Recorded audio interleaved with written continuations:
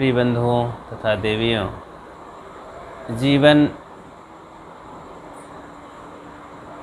को संभालने के लिए, चलने के लिए दो जगहें हैं जहां हम काम करें तो जीवन सफल हो जाए। वो परिवार है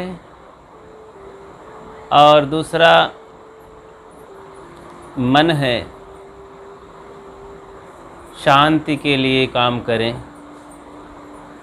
परिवार को बनाने के लिए परिवार में काम करें, उसको सोचें, उसकी गहराई को देखें और घर के सभी सदस्यों के मन को तौलें, नापें और उसके अनुसार फिर हम अपने मन को बनाएं और फिर अपने जीवन को देखें, चिंतन करें कितना महत्वपूर्ण जीवन मिला है, तो उसकी गहराई को नापें, देखें, संघर्ष करें तो मन शांति की ओर बढ़ता चला जाता है। और ये दोनों बातें बहुत महत्वपूर्ण हैं। परिवार में रह करके माता पिता के भावों को, संघर्षों को, उनकी चाहतों को, उनके प्रयासों को, उनके दुख समस्याओं को नहीं समझे, साथियों को नहीं समझे, घर के छोटे बड़े जो भी हैं बुजुर्गों के नहीं समझे, अपने जीवन को नहीं समझे, तो जैसे तैसे ज़िंदगी लड़ झगड़ करके, दुख दे करके, दुख पा करके बीत जाएगा। जीवन का कोई आनंद नहीं मिलेगा। इसी तरह जीवन के बारे में नहीं समझे तो हम इंद्रियों को और मन को कहाँ संभालेंगे, वाणी को कहाँ संभालेंगे, धर्म परमार्थ कहाँ चल कर सकेंगे, वो भी बीत जाएगा। तो दोनों दिन से गए पाड़े, हलवा होए ना माड़े। तो जीवन अनमोल है, जीवन अनमोल है, बड़े भाग्य से मिला है। यही सुनते रह जाएंगे। क्या भाग्य होता है, क्या मोल होता है, कुछ नहीं फर्क पड़ेगा। कहीं कहीं घूमते चलते घरों में समस्याओं से घिरे हुए लोग होते हैं, परिस्थितियों से और तमाम तरह से दयालु हृदय के लोग हैं। बहुत संघर्ष किए, गरीबी उठाए, उन हकीकत को भी देखते हैं, बताते हैं, सुनते हैं और उनके बच्चों के और परिवार के तमाम दुष्ट व्यवहार को भी देखते हैं। तो कितना दुखद घटनाएं होती हैं।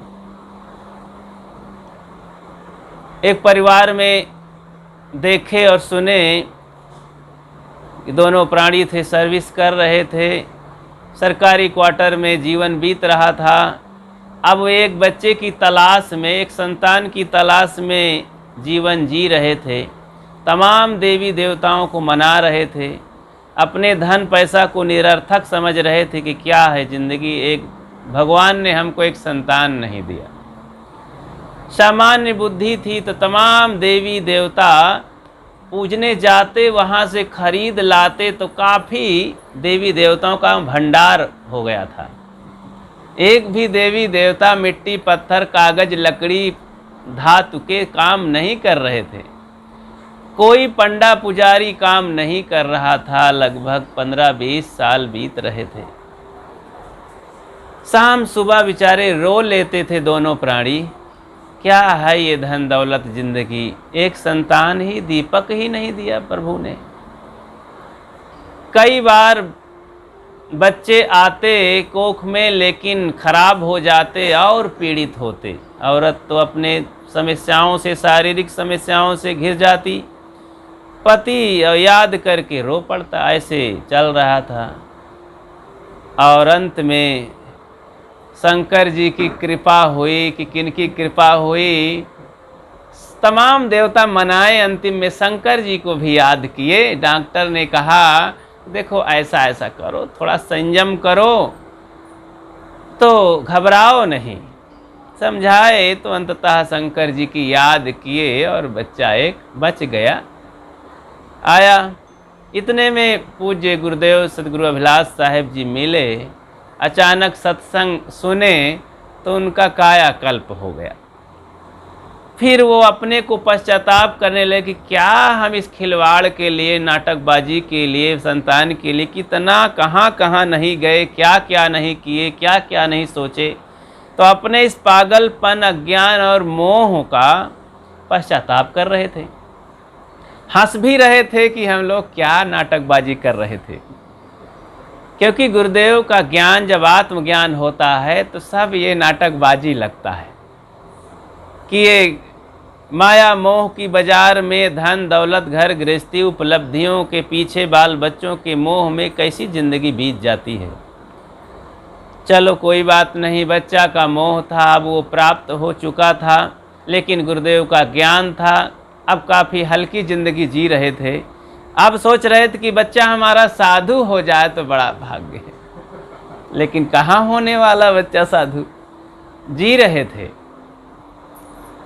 तो अब वो किसी तरह धीरे धीरे धीरे धीरे इतना दुलार बच्चा, प्यारा बच्चा, बड़ा सज्जन, सीधा साधा, भोला भाला, माँ इतना चाहती कि अरे वो 17 साल तक तो पैजामा ही पहनाती रही, अपने हाथ से खिलाती ही रही, इतना मोह। कहीं जाना नहीं बेटा, घर से बाहर नहीं जाना, ठीक नहीं है।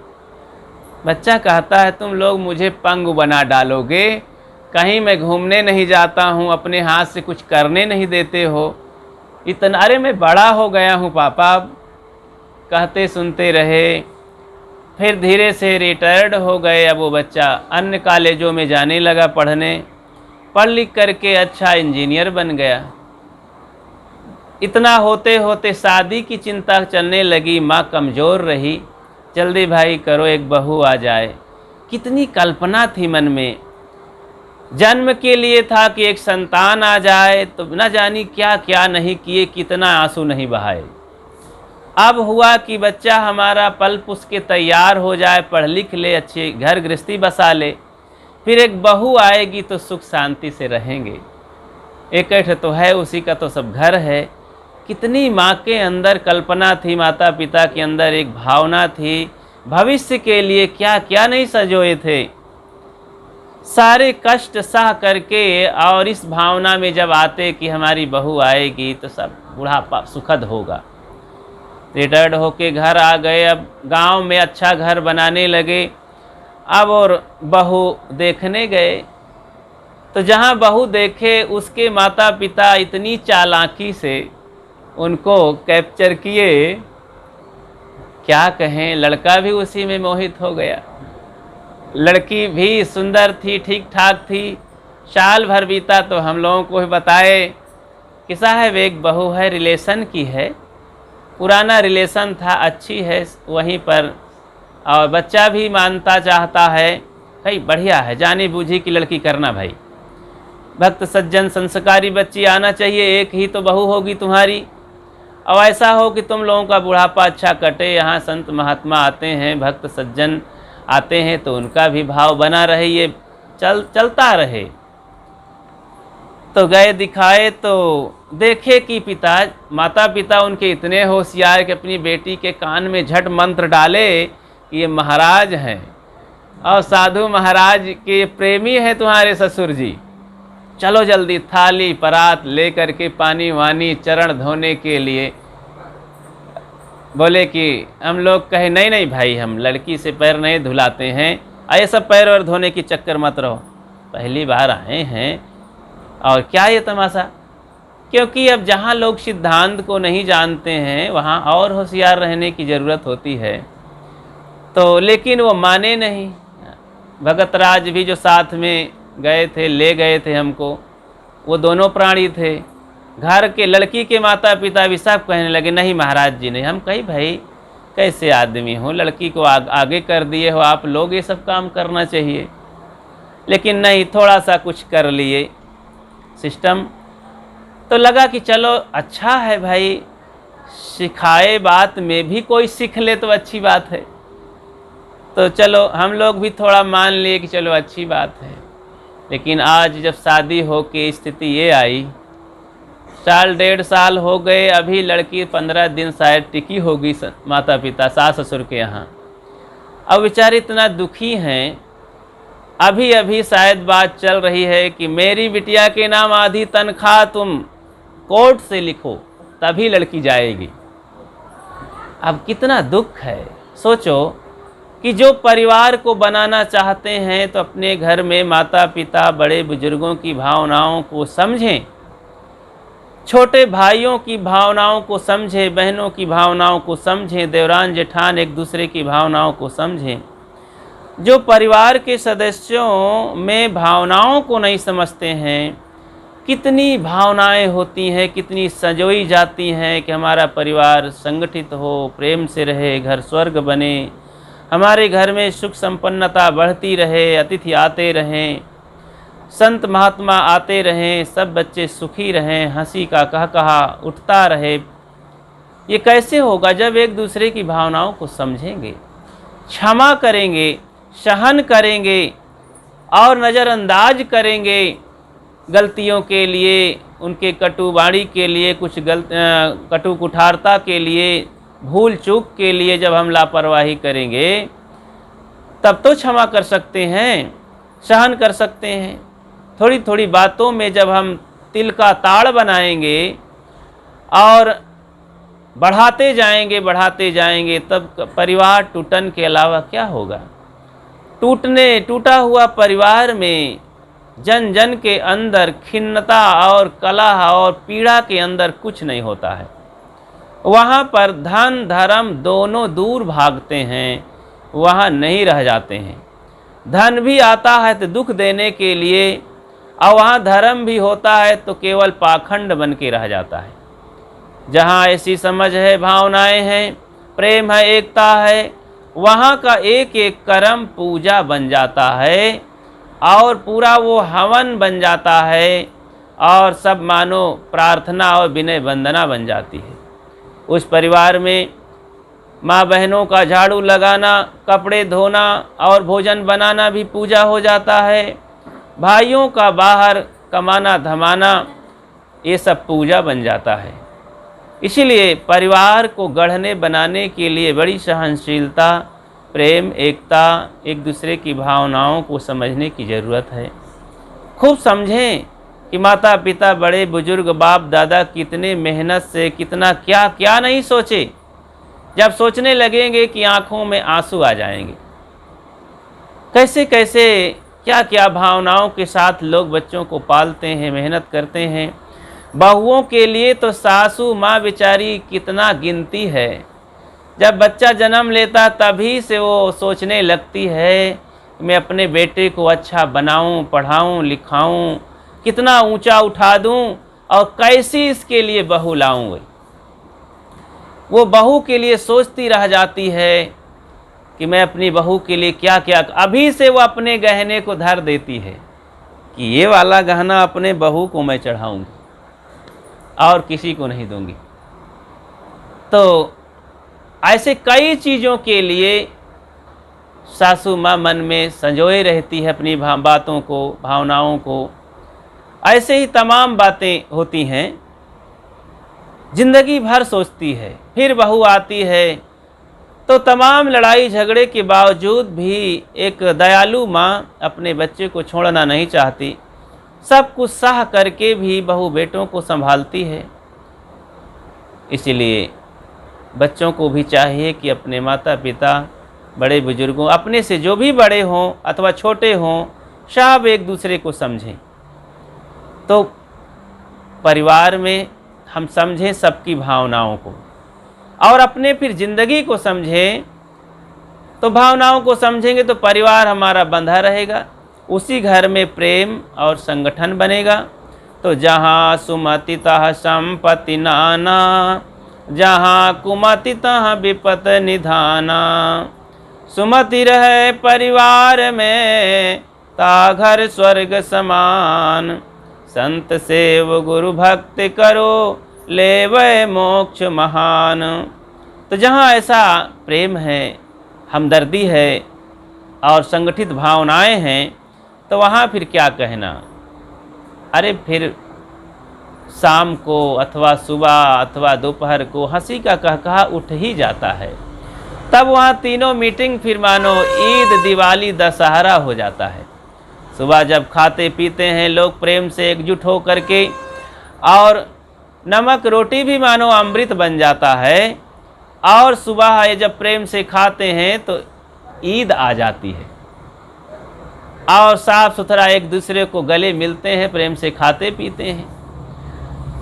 और दोपहर को बैठ करके कुछ बात कर लेते हैं, सुस्ताते हैं, खाते पीते बोलते हंसते हैं, तो होली हो जाती है। और शाम को फिर जब आते हैं काम धंधा करके, माताएं बहनें सब घर में रहती हैं और थोड़ा सा पूजा पाठ वंदना करके खाते पीते बैठते हैं, तो मानो दीपावली हो जाती है। साल भर में क्या, यहाँ तो रोज रोज होली दीपावली ईद मनाई जा रही है, तो भला कहाँ दुख है। साहेब ने कहा नित अमावत नित संक्रांति, नित नित नवग्रह बैठे पाती। अरे तो रोज अमावस है, रोज संक्रांति है, रोज त्योहार है, और ये नवग्रह तो हमारे एक लाइन में बैठ जाते हैं। अलग से आकाश में पंडित जी को बुला के नवग्रह बंधाने की ज़रूरत नहीं पड़ती है, अंगूठी पहनने की ज़रूरत नहीं पड़ती है। ज्योतिषी साहब को कि भैया इसको ले जाओ, इसमें शनि बांध लेना, इसमें रवि बांध लेना, ये ग्रह बाधा नहीं डालेंगे, ये सब करने की ज़रूरत नहीं पड़ती है। उनके नवग्रह बंध जाते हैं। अरे भाई, ये नवग्रह हमारे मन इंद्रियाँ हैं, अंतःकरण की और बाह्यकरण की नौ इंद्रियाँ हैं, ये बंध जाती हैं। ये ग्रह हैं, ग्रह माने पकड़ लेती हैं, और इनको समझ जाओ तो ये शांत हो जाती हैं। तो जब ये हमारे नौ इंद्रियां शांत हो जाएंगी तो सब ग्रह बाधा हट जाएगा, सब फ्री एकदम सहज जीवन हो जाएगा। तो परिवार हमारा स्वर्ग हो जाएगा, सुख शांति से भरा रहेगा। जहाँ ऐसी बात है वहाँ धन और धर्म की कमी नहीं रहती है। फिर दूसरी बात ही अपने जीवन को समझें, कितना महत्वपूर्ण जीवन है, जिसको कहा गया कि बड़े भाग मानुष तन पावा। सतगुरु कबीर ने कहा कि मानुष जन्म नर पाए के चूके अब की घात, जाए परे भव चक्र में सहे घनेरी लात। तो मानुष होय के ना मुआ मुआ सु डांगर ढोर, एको जीव ठोर नहीं लागा भया सु हाथी घोर। तो मनुष्य होके नहीं मरता है, मनुष्य होके नहीं जीता है, मनुष्य की तरह नहीं जीवन यापन करता है, फिर कैसे पशु पक्षी की तरह जीता है। तो भाई हमको मानव बनने के लिए अब सोचना पड़ेगा कितना महत्वपूर्ण जीवन मिला है। आज इस मानव जीवन को पा करके कोई उपलब्धि कमी नहीं है। सारी दुनिया की शक्ति इस मानव तन में है। हम क्या नहीं कर सकते हैं। अगर तुम चाह लो तारे गगन के तोड़ सकते हो, अगर तुम चाह लो तूफान का पथ मोड़ सकते हो, अगर तुम चाह लो विश्व के इतिहास में अपने सुयश का एक नव अध्याय भी तोड़ सकते हो। तो अगर तुम चाह लो तो सब कुछ कर सकते हो, और ना चाहो तो तम्बाकू भी नहीं छोड़ सकते हो। तो चाहने पर ही होगा भाई। तो इस मानव जीवन के अंदर हम आ करके चाहे तो वैज्ञानिक बन सकते हैं। देखो इस मानव जीवन को पा करके अब्दुल कलाम एडिशन और न जाने कितने वैज्ञानिक आकाश को छू लिए अपने ज्ञान विज्ञान के बदौलत, और इसी में न जाने कितनी माताएं बहनें अनेक प्रकार के वैज्ञानिक संसाधन और वैज्ञानिक बनी और दुनिया को अपनी सेवा कर सकी। कितना संभावनाएं हैं इसी में। साधना करके ज्ञान विज्ञान में आगे बढ़ती हैं, भौतिक क्षेत्र में आगे बढ़ती हैं, घर में अच्छा जीवन जी के गृहलक्ष्मी कहलाती हैं, देवियाँ कहलाती हैं, और सुख का जीवन व्यतीत करती हैं। अच्छे अच्छे संस्कारी बच्चों को देती हैं, जन्म देती हैं और देवता बना देती हैं। तो इसी मानव जीवन को पा करके साधन भजन करके आदमी मुक्त हो जाता है, सदा के लिए बंधनों से छूट सकता है, दुखों से छूट सकता है इसी मानव तन में। मानव तन के अलावा कोई पशु पक्षी कीड़े मकोड़े में ये संसाधन नहीं है। इसी में मनन चिंतन करके सारे दुख को हम समझ सकते हैं, बोल सकते हैं, बता सकते हैं और दूर कर सकते हैं। तो सारी शक्तियाँ विराजमान हैं। अपनी शक्ति को बस जगाना जाने। अब हनुमान जी इतने बलवान थे लेकिन अपनी शक्ति को भूले हुए थे, तो उनके लिए एक जामवंत चाहिए जगाने वाला। अपन तेज संभारो वापे। जामवंत ने कहा, क्या चुप साधी रहा बलवाना? अरे भाई बलवान हनुमान जी, आप क्या चुप्पी सर नीचे किए बैठे हो? अरे तुम तो समुद्र को लांघ सकते हो। और उनको याद दिलाए कि तुम इतने पहलवान हो, तुम्हारे अंदर इतनी शक्ति है। तब हनुमान जी फिर सुमेर पर्वत की तरह अपने शरीर को बढ़ाए, भयानक रूप धारण किए और समुद्र को लांघ गए।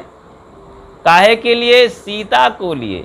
अगर यहाँ आध्यात्मिक अर्थ लगाएं तो शांति रूपी सीता को पाने के लिए ये मनोविकार रूपी समुद्र, संसार रूपी समुद्र को लांघने के लिए हनुमान जी चाहिए।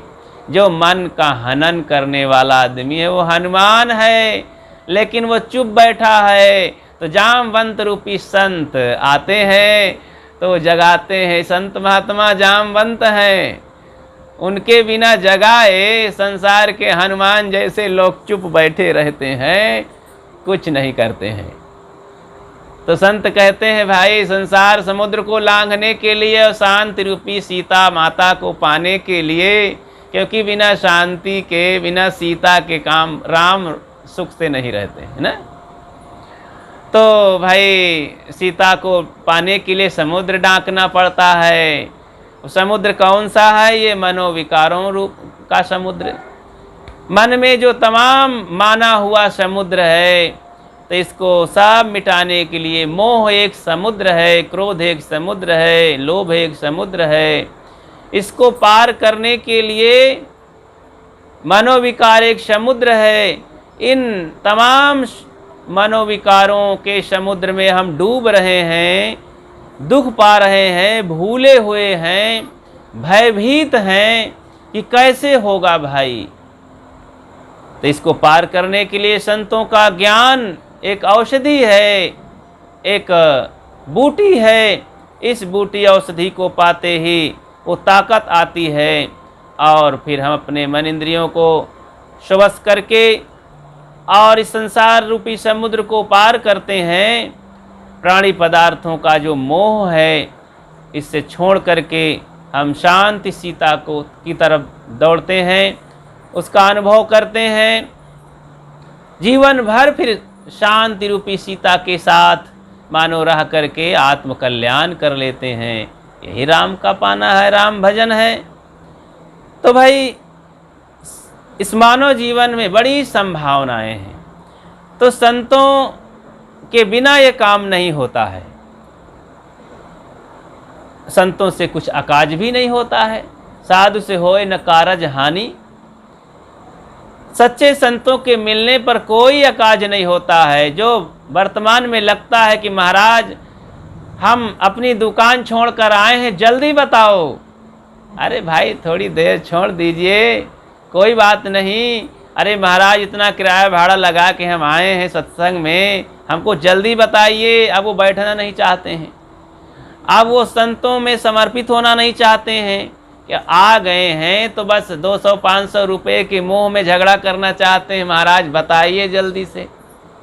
अब उसके अपने आने का, समय का, पैसे का महत्व समझते हैं और गुरु महाराज में मन को समर्पित करने का और श्रद्धा का, प्रेम का कुछ महत्व ही नहीं समझते हैं। जबकि संत के सामने हमारे भाव कीमतदार होते हैं, हमारी विनम्रता कीमत रखती है, हमारा मन का समर्पण कीमत रखता है। हम अपने मन को, भावनाओं को समर्पित नहीं करते हैं, छल रखते हैं, कपट रखते हैं और अहंकार रखते हैं कि नहीं ये महात्मा जी तो पढ़े लिखे नहीं हैं, कुछ ज़्यादा हम तो धनवान हैं, ये तो धनवान भी नहीं है, तो हम तो भाई अब इनसे नीचे भी नहीं बैठ सकते हैं, इनसे कम पढ़े लिखे थोड़े, हम तो ज़्यादा पढ़े लिखे हैं, हम तो बहुत बड़े ऊंचे पद पर हैं, महात्मा जी तो कोई पद पर नहीं है।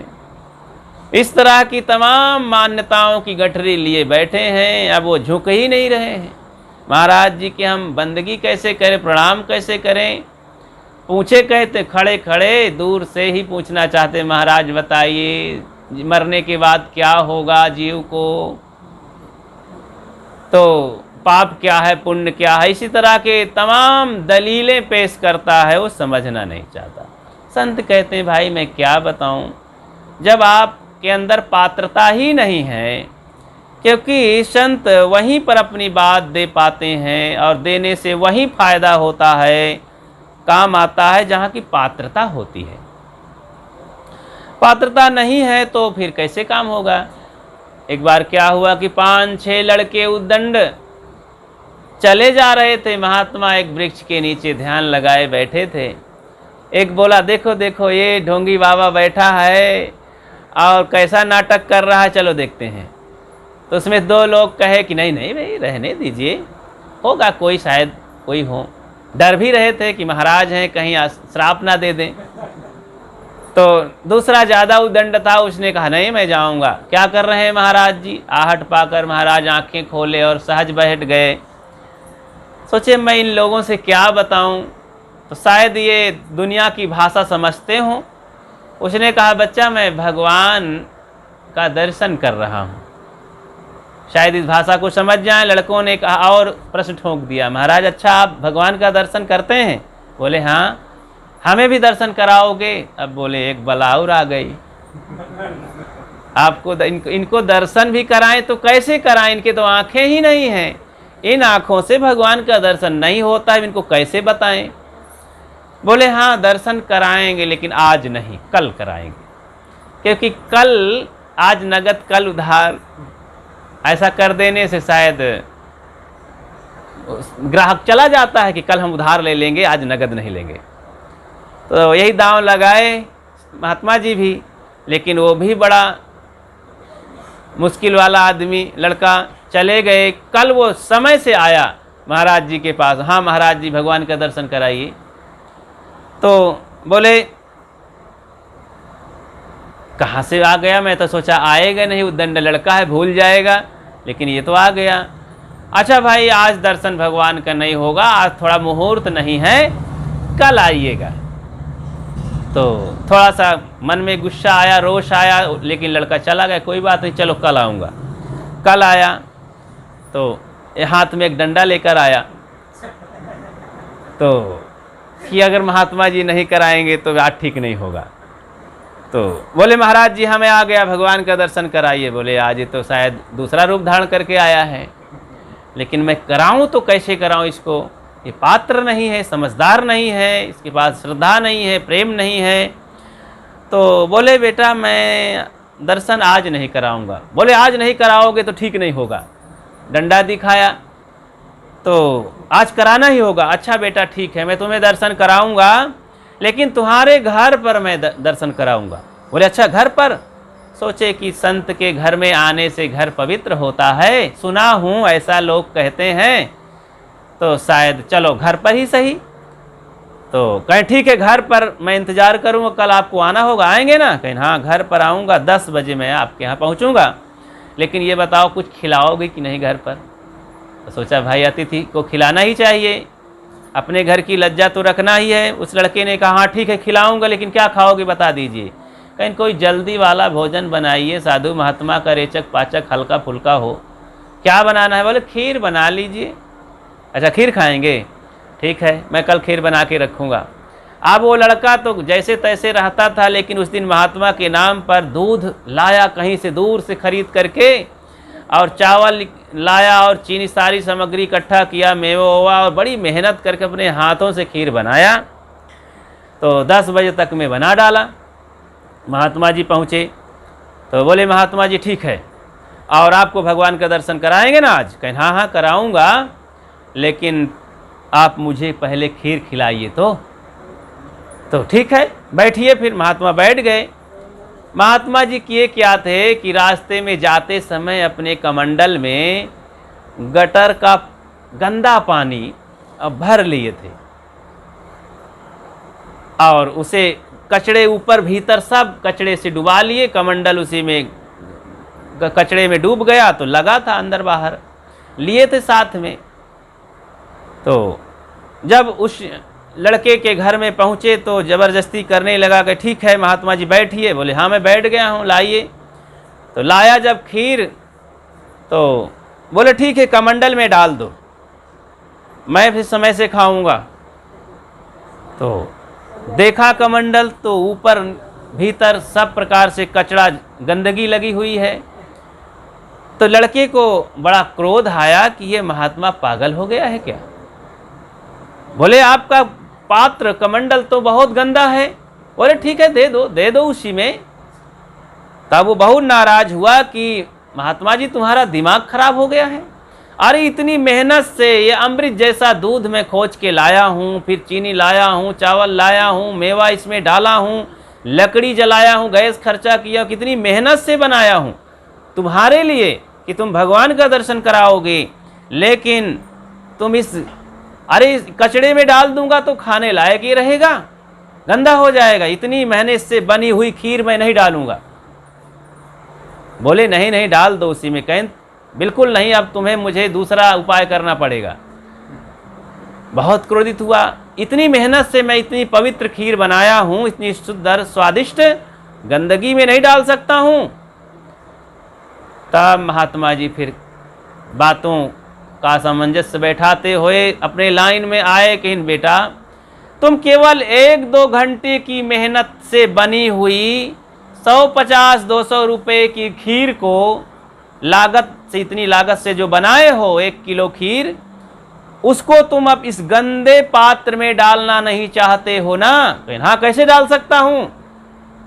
तुम 1 घंटे की मेहनत समझते हो, 100-200 रुपये खर्च की कीमत समझते हो, लेकिन जो मैं 40 साल की साधना से भगवान का दर्शन किया हूं, इतनी मेहनत से, इतनी साधना से तुम्हारे गंदे हृदय में, कुंठित हृदय में, कामी क्रोधी लोभी मोही हृदय में कैसे अपने 40 साल से बनाया हुआ माल को कैसे डाल सकता हूं मैं। तुम बताओ मुझे। मैं इतना जानता हूं इस स्वादिष्ट, अब मेरे पास जो साधना की खीर है, भगवान का दर्शन, भगवान का जो अनुभव है, जो साधना से मैं अनुभव कर रहा हूं, उस अनुभव की कीमत और स्वाद को मैं जानता हूं। जैसे तुम खीर के स्वाद और अनुभव को जानते हो, कीमत को जानते हो, जैसे तुम गंदे पात्र में नहीं देना चाहते हो, वैसे मैं अपनी बनाई हुई साधना की खीर को, गति मुक्ति और भगवान के दर्शन को नहीं डालना चाहता हूं, नहीं देना चाहता हूं तुम्हें। दिखाऊं तो कैसे दिखाऊं तुम्हारे गंदे हृदय में, डालूं तो कैसे डालूं तुम्हारे हृदय में, तो क्योंकि तुम्हारा हृदय गंदा है मनोविकारों से, गलत स्वभावों से, गंदी आदतों से। आपका खान पान गंदा है, चाल चलन गंदी है, सोच विचार गंदा है, भाव विचार गंदा है। इसको पहले सफाया करो, सफाया करो। जैसे मेरा कमंडल मांझ धो करके डालना चाहते हो, वैसे तुम्हारा हृदय में जब मांझ दूंगा, सत्संग करने आओ, बार बार संतों की सेवा करो, दान धर्म में मन को लगाओ, श्रद्धा भक्ति उत्पन्न करो हृदय में, तब ये हृदय रूपी कमंडल साफ होगा, तब मैं भगवान का दर्शन करा सकता हूँ। इस तरह जब समझाए तो बच्चा बिल्कुल सरल हो गया। तब उसे लगा कि आज समझ में आया कि संतों से कितना लाभ होता है। मैं तो समझता था कि संत महात्मा घूमते खाते रहते हैं, इनसे कोई मतलब नहीं। आज समझ में आया, इतनी सरलता से जब महात्मा जी समझाए तो खुश हो गया बालक, सदा के लिए संतों के चरणों में समर्पित हो गया और भक्ति धर्म करते हुए अपने जीवन की साधना करके अनुभव प्राप्त किया। और आत्म अनुभव ही परमात्मा के दर्शन होते मान लिया। और यही है आत्मदर्शन ही भगवान दर्शन है, परमात्मा के दर्शन है, सच्चिदानंद के दर्शन है। तो इसीलिए आत्म स्वरूप में स्थित होना है, अपने स्वरूप में स्थित होना है। तो जो अपने जीवन को समझता है, तो मन इंद्रियों को बस में करके, स्वश करके, संत गुरुजनों की संगत करके अपने स्वरूप में स्थित होता है, परमात्मा दर्शन करता है, तो दोनों जीवन के पहलू सफल होते हैं। जहाँ तन पलता पुछता है, जन्म लेता है, वो परिवार भी सुखी संपन्न, और जहाँ ये मानव जीवन पाया, वो जीवन भी धन्य हो जाता है। तो